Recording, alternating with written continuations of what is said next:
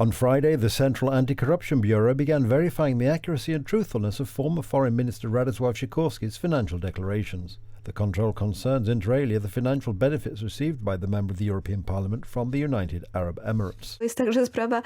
This is the simplest, most ethical thing. Well, he is an active Polish politician who takes money from foreign governments and sees nothing wrong with it. It is shocking. Solidarna Polska announced that it would send a letter to the President of the European Parliament to introduce the Lex Sikorski rules, which prohibit MEPs from combining functions that may raise doubts. Today, Solidarna Polska, for its part, submitted a request to the Internal Security Agency to investigate whether Sikorski met the Russian foreign minister during his stay in New York, which was paid for by the United Arab Emirates.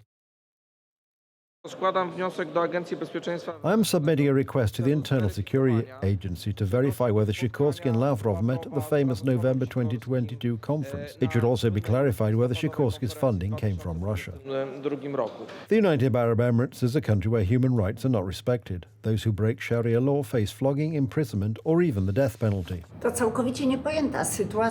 is a situation that is utterly incomprehensible. The politician who is attacking his own country for allegedly lacking the rule of law is at the same time being paid by or working on behalf of the UAE, a country that is not democratic, a country where there is no rule of law whatsoever.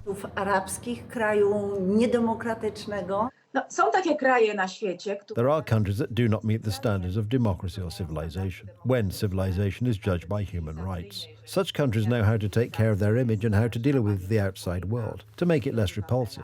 I have to use language like that.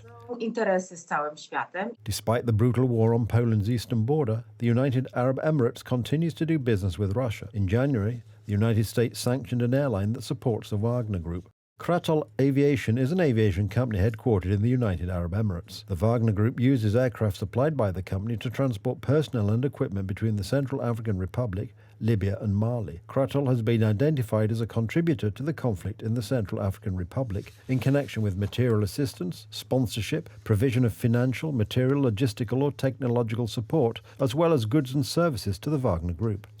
The Wagner Group is a mercenary unit made up mainly of prisoners. It is known worldwide for supporting the Kremlin regime during its invasion of Ukraine. Because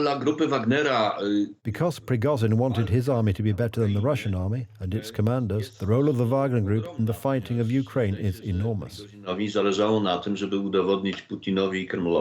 In addition to the strengthening of relations with Moscow, the United Arab Emirates is also enticing Russians with the opportunity to invest in real estate in Dubai, thus helping them to circumvent international sanctions.